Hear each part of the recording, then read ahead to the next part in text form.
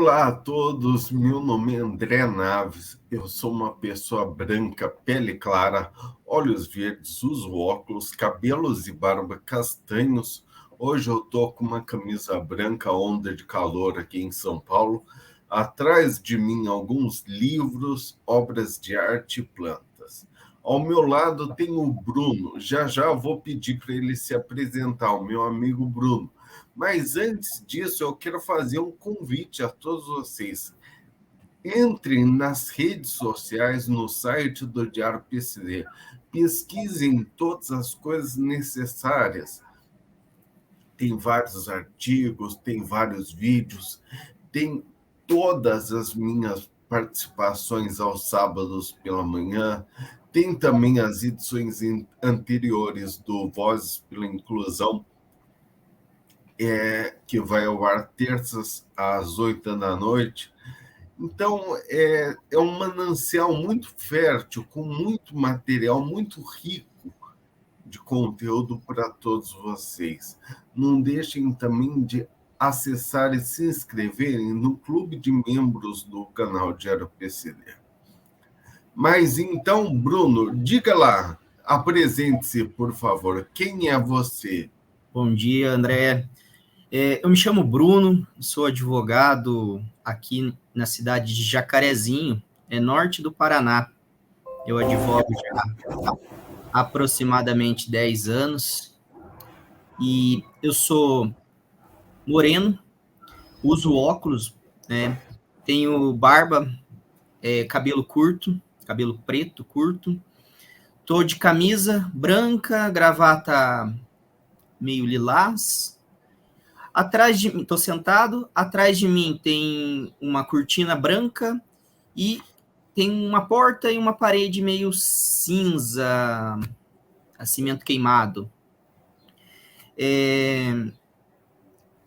Eu advogo, né, como diz, na área do direito previdenciário há 10 anos e esse é o meu ramo aí na advocacia, André. Bruno, você sabe que eu acho super interessante essa parte da autodescrição. Tem muita gente que fala que isso é em respeito às pessoas com deficiência visual. Tem muita gente que fala que é feito para elas. Sem dúvida nenhuma, é feito para elas, mas enriquece a experiência de todo mundo. Porque conforme você foi falando, a gente percebe a forma como você encara o lugar que você está, sua roupa. Eu, por exemplo, daqui de onde eu estou, a sua gravata é azul. Olha. Daqui de onde eu estou, a sua camisa é azul clarinho. Entendeu? E eu não tinha percebido os detalhes da porta, da parede. Então, eu acho super interessante que haja essa interação da gente. Mas eu gostaria muito que você comentasse sobre isso, sobre a forma como você enxerga o mundo, como todos nós podemos enxergar o mundo, e como Legal. isso é tão pessoal. Legal. Bom, eu gosto dessa área do direito previdenciário, porque é a forma que eu tenho de ajudar terceiras pessoas em determinados benefícios, né? Como eu disse, professor... Só perguntando, o que é o direito previdenciário? Tá. O direito previdenciário nada mais para conseguir o benefício do INSS, né? Tá. Auxílio-doença, uma aposentadoria por tempo de serviço, por tempo de contribuição, que a maioria fala, por idade, uma aposentadoria especial, que é para aquelas pessoas que trabalham em ambiente insalubre, prejudicial à saúde ali, né? Para a aposentadoria da pessoa com deficiência. Se você pegar a lei da Previdência, né, o decreto do INSS e você for estudar e achar, tentar fazer o benefício sozinho, parece ser fácil, professor, mas na prática é muito difícil. Primeiro porque o INSS, se tiver faltando algum requisito, algum documento, ele acaba indeferindo, negando o benefício, o pedido ali do requerimento que o segurado tá fazendo. Então, eu acho legal, no meu ponto de vista, não vou falar que ajuda, mas esse trabalho nosso em conseguir o melhor benefício, o melhor recebimento ali de valores para o cliente. Até mesmo porque tem muita gente que não sabe exatamente os valores ou o melhor benefício a que ela tem direito. Exato. Eu recebo muito, depois que o cliente dá entrada, o segurado da entrada, a pessoa da entrada na aposentadoria, eles vêm me perguntar se o benefício está certo, se os valores estão de acordo. Sim. Aí depois a gente tem que estudar o processo que gerou o requerimento, o processo que gerou o benefício, para verificar ali se o INSS realmente considerou todos os períodos de contribuição, né, todos os períodos trabalhados ali na empresa, se considerou todos os registros, se considerou os períodos especiais, ou considerou aquele rural, né, lá antigo, remoto. É comum ter erros, ele não considerar? Uma média de 10 processos, pelo menos uns 3, 4 tem erros. Não erros, assim, eu não falo grave, né, tipo, eu falo que o INSS deveria ter considerado uma atividade especial, né? O rapaz trabalhava com produto químico, a pessoa. Tá.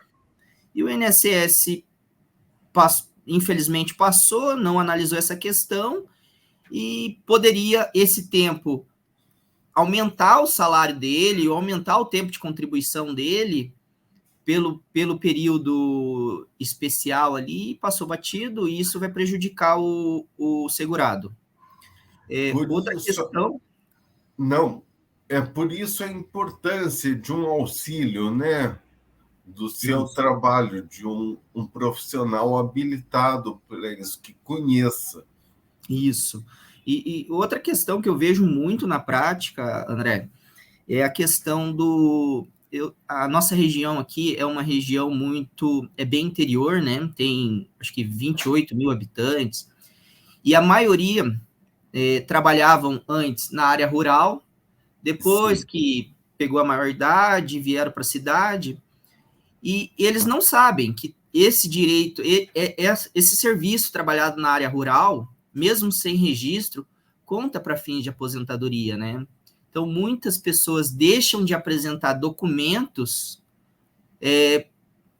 para requerer aposentadoria ou para aumentar o tempo de contribuição por não saber. E o INSS, né, eu falo INSS, mas o servidor, orientar, perguntar se ele já não tinha esses documentos, né? Sim. É complicado eu falar também desse jeito, porque hoje o INSS não tem mais você montar o seu documento e ir no balcão do INSS falar diretamente com o servidor, né? Hoje é tudo pelo programa ali, pela plataforma do meu INSS, é uma plataforma digital, onde o segurado faz os documentos, anexa e faz o requerimento. E o segurado não tem acesso ao servidor, né? Não tem acesso ao funcionário ali, ao servidor público. Eu não sei você, Bruno, mas na minha experiência profissional, eu vejo muitas pessoas que nem sabem que documentos são documentos. Eu vou dar um exemplo. eu estava numa questão de união estável para gerar pensão por morte esses dias, e daí a gente falou assim, quais documentos você tem que comprova essa união estável? Eu não tenho documento nenhum. Daí eu expliquei. Você não tem foto? Vocês não iam numa igreja, em alguma coisa, alguma festa? Daí ela mostrou, ela tinha álbuns e mais álbuns. Foram anos e anos juntos.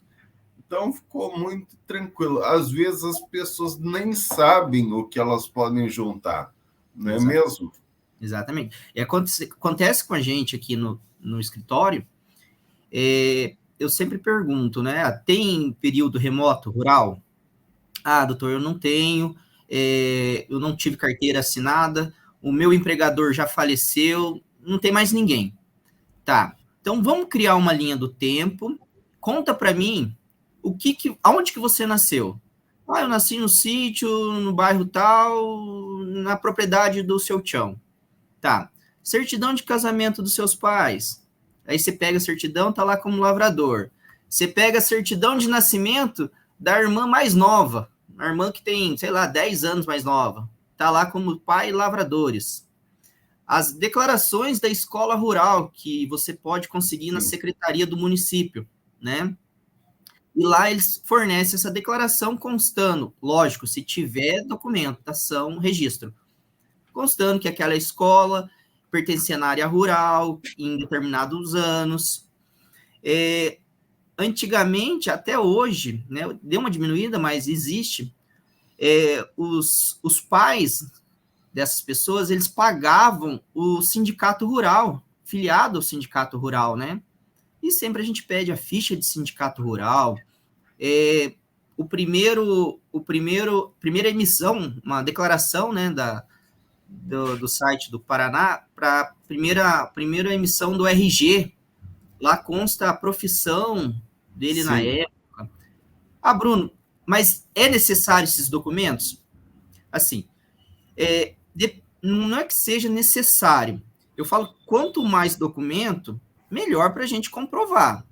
Mas se a gente tem lá uma linha do tempo, onde tem um documento início, meio e fim, e depois a gente vem com testemunha para tentar provar essa situação, já é o suficiente. Mas se a gente tem mais documento, fica melhor o convencimento, né? Ah, Bruno, os seus pais eram aposentados? Ah, eram. O que é? Aposentadoria rural. Então, vamos pegar os documentos do seu pai, vamos até o INSS, vamos fazer carga, porque eles têm cópia, vamos fazer cópia do processo que originou a aposentadoria dos seus pais. Tá. E lá pode ter documentação rural também. Né? E isso aí vai construindo uma história, vai juntando um documento.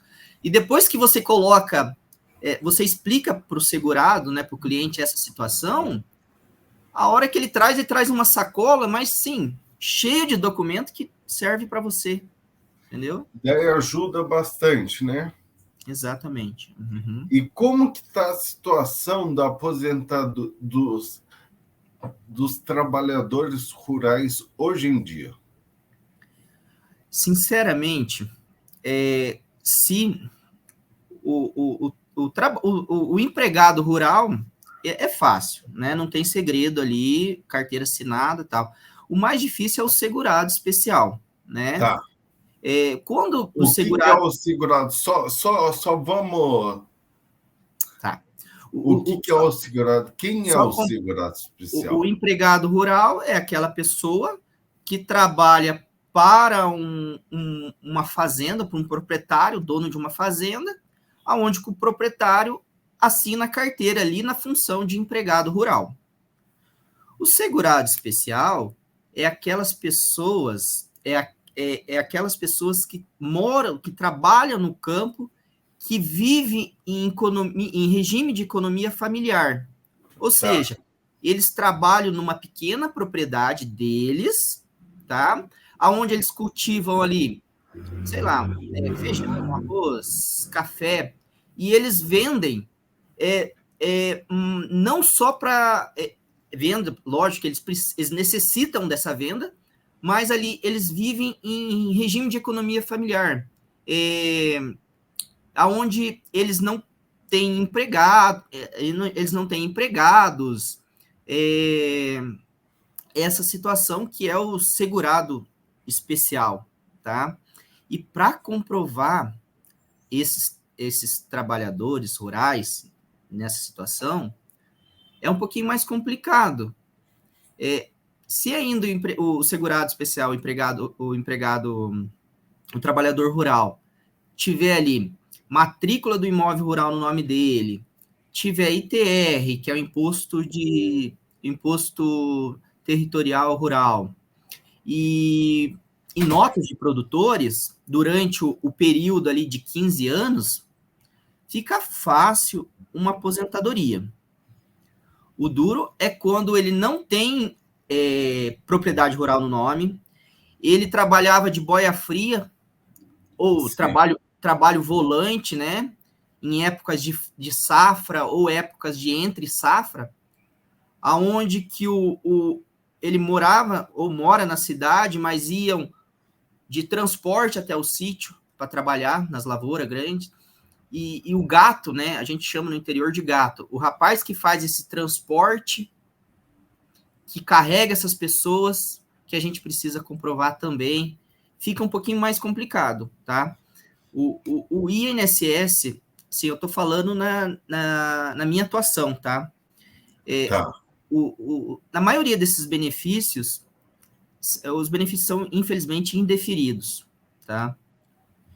São indeferidos. Aí a questão de eu estudar em relação aos documentos que eu tenho, se eu vou para a justiça ou se eu vou para um recurso administrativo ali. Tá. Qual a diferença? Explica a diferença entre entrar na justiça e um recurso administrativo. Tá.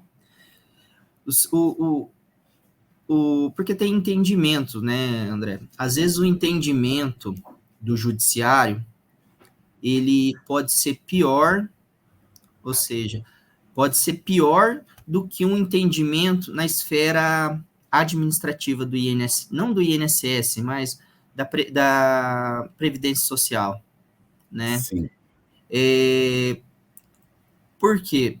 Normalmente, quando a gente tem um indeferimento ali já de cara, se eu já pego e esse processo já ajuizo, entro com uma ação no juizado, que é pequenas causas, que o pessoal fala, pode ser que o entendimento não seja tão favorável para esse segurado e ele acaba perdendo o direito dele, né? Por causa desse entendimento. Perdendo o direito, o processo dele, houve uma decisão com mérito que depois vai prejudicar ele ainda mais, que ele não vai conseguir movimentar, né? Conseguir entrar novamente, porque houve uma decisão de mérito. Existe a flexibilização ali que eles falam de, se juntar documentos novos, pode fazer novo pedido. Pode, existe, mas complica mais ainda a situação dele, entendeu? Então, assim, no meu ponto de vista, depende aonde que eu vou entrar, vai depender do que eu tiver de documento nesse processo. Entendo. E explica uma coisa, Bruno. O Estado, o poder público, precisa tomar atitudes em termos de políticas públicas para poder incluir esses trabalhadores rurais. Ele tem feito alguma coisa? Ele tem feito. O que eu achei bem interessante na questão da aposentadoria, uma aposentadoria rural ou numa aposentadoria híbrida, que a híbrida a pessoa trabalhou parte no rural e parte no urbano. Aí ela vai juntar, por isso que é híbrida, uma aposentadoria híbrida. O que eu achei interessante foi a questão da autodeclaração do segurado especial, né? Isso facilita. O que é uma autodeclaração, por favor? Tá. Uma autodeclaração nada mais é que é um resumo aonde que o segurado, o cliente, vai preencher com os dados pessoais dele, o ano que ele trabalhou, tá? Se era regime de economia familiar ou não. No campo de baixo, para quem que era o empregador, ou se a propriedade era dele ou não, quantos alqueires tinham, fica onde, qual cidade. Tá. No terceiro campo, o que ele produzia. E essa autodeclaração, eu acho que veio para facilitar ainda mais o andamento do processo. Isso ajudou bastante. Ou seja, ele que tenta, ele que se declara, né? Isso, isso. Ele que está declarando a atividade dele. Perfeito. E a partir disso, o INSS vê o benefício dele. Em tese é para analisar o benefício dele. Uhum. E Perfeito. mais documentos, professor? E me diga, e se alguma pessoa com deficiência, vamos supor, uma pessoa sem uma perna, uma pessoa com deficiência visual, ou até uma pessoa com deficiência intelectual, se ela está nesse contexto de trabalho familiar, de pequena propriedade familiar, como ela faz para se aposentar? Tá. Só voltando um pouquinho antes dessa Lógico. pergunta, para uma aposentadoria urbana por idade, regra geral, o homem se aposenta com 65 anos e pós-reforma agora, mulher com 62, né? Para o trabalhador pessoa com deficiência, esse requisito etário ele diminui para 60 e mulher 55, tá? Tá. Agora, mudando de lado, o trabalhador rural, uma aposentadoria por idade rural, ele já começa com 60 anos homem e 55 mulher. E tem que ter um tempo mínimo de contribuição, que é a carência, que é os 180 meses, 15 anos ali, tá? Tá. Mesmo a lei não fala, tá? Ela é omissa. Mesmo o trabalhador rural com deficiência não possui esse duplo requisito, ou seja, igual o urbano. Por quê? Eu falo duplo requisito porque o trabalhador urbano tem aquela diminuição de idade e o trabalhador rural não tem. Mesmo sendo rural, pessoa com deficiência, a idade é a mesma, 60 e 55. Tanto é, professor... Sim. Pode perguntar, desculpa. Não, eu ia falar que será que não pode ter sido só um esquecimento na nova lei? Eu também acho. Por quê? A classe dos trabalhadores rurais segurados especiais é a minoria, tá? Tem até um estudo, eu marquei em algum lugar aqui, IBGE, que no Brasil 84% reside e trabalha na área urbana, enquanto 16% vivem na área rural, 16%. Tá. E nessa lei complementar 142 de 2013, que falam da redução da aposentadoria da pessoa com deficiência, não comenta do trabalhador rural. Aí você pergunta, qual é a diferença? Se você pegar a Constituição, todos são iguais perante a lei, etc. Tal, né? A gente sabe que se você pegar um trabalhador rural e um trabalhador urbano da mesma idade, qual que tem a aparência de mais idade? Isso. Tá? Por quê? Trabalho penoso, trabalho no sol, no dia a dia. E por que não houve essa igualdade também com esses trabalhadores? Por que não pode ser 55 homem e 50 mulher? Tá? Quem fala muito desse assunto, professor André, é o professor, ele é servidor do INSS também, ou é servidor, ou foi servidor, peço desculpa, mas é o professor João Marcelino Soares. João Marcelino Soares. Ele fala muito sobre esse assunto, que é o duplo, a duplo requisito etário, algo do tipo assim, sabe? Sim. Eu achei bem interessante. Eu até fiz algumas anotações aqui em cima dessa situação, que poderia ser até uma questão de discriminação. Deixa eu só pegar aqui. Por que seria uma discriminação? Vamos lá.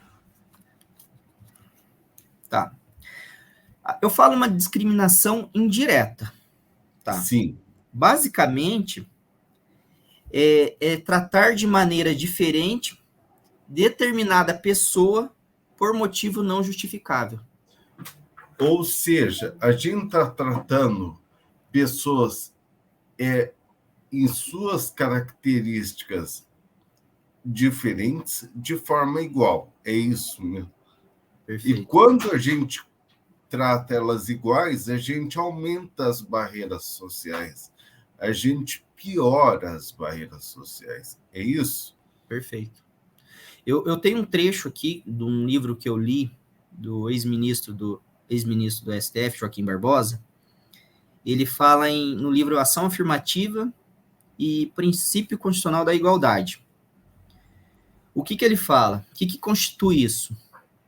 É toda e qualquer prática empresarial, política governamental ou semigovernamental, de cunho legislativo ou administrativo, ainda que não provida de intenção discriminatória no momento da sua concepção. Deve ser condenada por sua aplicação resultar em efeitos nocivos de incidência desproporcional sobre certas categorias de pessoas. Ou seja,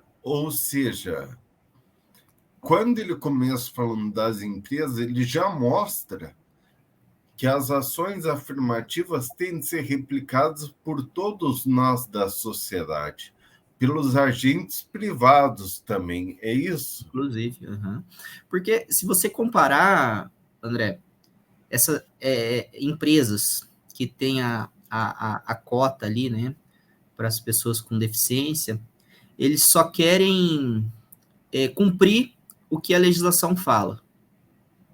Mas não te dá, pelo menos o que eu cheguei a estudar, o que eu tenho de conhecimento, eles não preparam a pessoa, eles não dão acesso para trabalho, eles não dão condição de trabalho. Mas eu, empregador, estou cumprindo o que a lei fala. Então, você está falando que a gente tem de ir além das cotas, é isso? Sim, você tem que dar oportunidade de trabalho, mas tem que dar também acesso, eu não sei se é a palavra certa, mas acesso a eles trabalharem.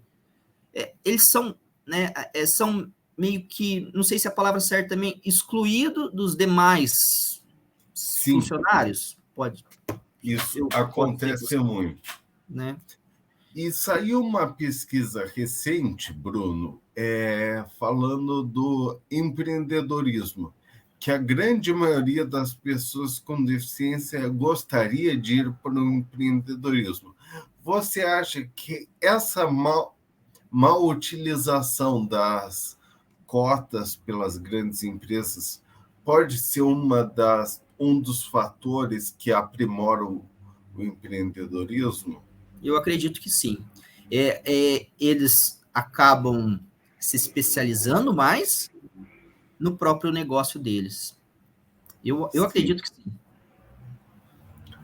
E o governo, ele precisa fazer qual tipo de política pública, Bruno, para fazer frente a esse tipo de mau uso das cotas, por exemplo? Eu acho que, primeiro, a aplicação de algumas... Já tem aplicação de sanção, né? A lei fala, de sanção, multa. Mas não só isso, né?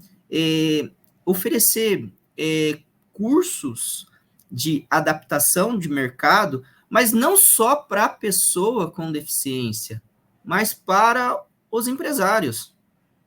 Porque às vezes eles não fazem isso porque, por exemplo, querem. É porque não sabem. Sim. Se tiver essa política pública de cursos desenvolvido para os empresários, eu acho que já é um tratamento diferenciado, sabe? O meu ponto de vista seria isso, além da multa que está sendo aplicada aí, que eu já vi casos. Mas, então, traduzindo, o que seriam ações afirmativas? Elas violam o princípio da igualdade? Ações afirmativas são adoções de medidas legais e políticas públicas, né? Medidas do governo que objetivam eliminar as diversas formas de discriminação que limitam oportunidades de determinados grupos sociais. Eu, assim, resumindo, o que seria ações afirmativas. Bruno, agora a gente já está se encaminhando. Só fazer um adendo, sim, professor. Assim, por que eu estudei essa questão da aposentadoria? Porque você é um grande especialista em aposentadoria, em ações afirmativas. E assim, veio um cliente, faz tempo já que eu estou estudando esse tema, e ele era segurado especial, e há uns 20 anos atrás, ele sofreu um acidente na propriedade, na pequena propriedade dele, e perdeu a questão do braço ali. E continuou trabalhando. E ele me questionou isso. O Bruno, eu tenho essa deficiência faz tanto tempo. Será que existe? Eu fiquei com uma pulga atrás da orelha. Eu vou dar uma estudada para o senhor. E cheguei a ver decisões de primeiro grau, nesse sentido. Raras, tá? Sim. Ali 2 ou 3 que eu achei aqui no TRF da região. Mas ou na turma ou no tribunal reformaram a decisão.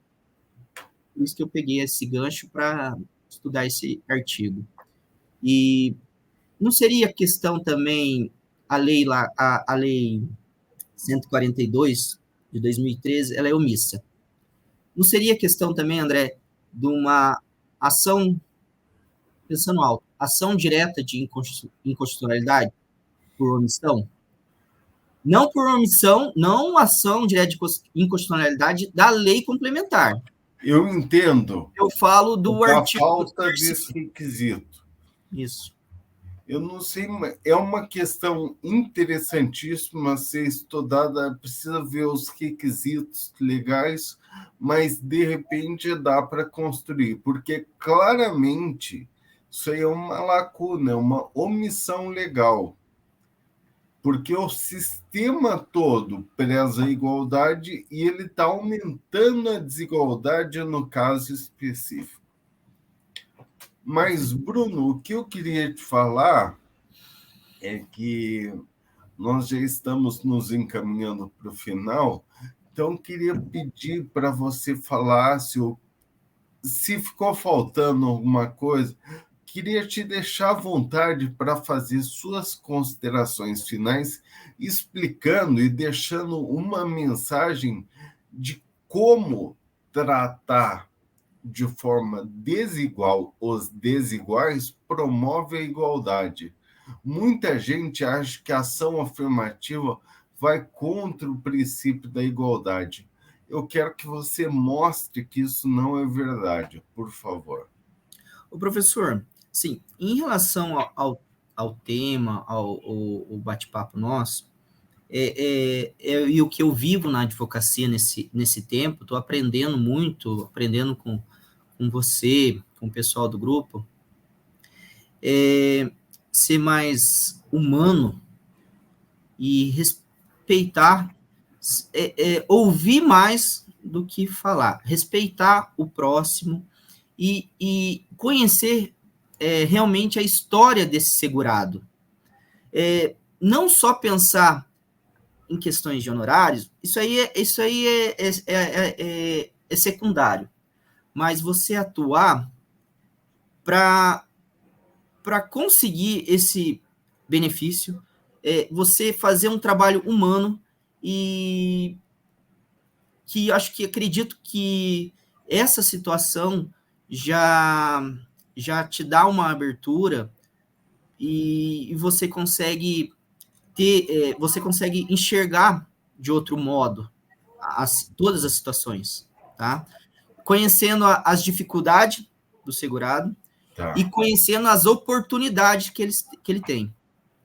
Então, se você fazer essa ligação de atendimento humanizado, a oportunidade e a dificuldade dele, eu acho que a gente constrói aí um Brasil diferente, um processo diferente, uma decisão diferente, enfim, acho que esse seria o caminho. E no fim é o que todos desejamos, né? Desejamos um Brasil com estruturas mais inclusivas e, acima de tudo, mais justas, não é mesmo? Então, esse foi mais um episódio do Vozes pela Inclusão, hoje tratando com o Bruno. Aliás, Bruno, me diz uma coisa, se alguém quiser conversar com você, entrar em contato com você, você tem um site, Instagram, ou alguma coisa para as pessoas entrarem em contato com você? Eu tenho o site do nosso escritório, que é bshgadvogados.com.br. Tá. E tem o meu Instagram, que é bruno.advprevidenciário. Bruno.advprevidenciário. Esse foi mais um episódio do Vozes pela Inclusão. Hoje tratamos dos assuntos importantes como ação afirmativa, aposentadoria rural, aposentadoria especial rural e como elas podem promover a igualdade na sociedade brasileira. Como todos nós podemos trabalhar pela construção de estruturas sociais mais inclusivas e justas. Bruno, um forte abraço para você e até breve.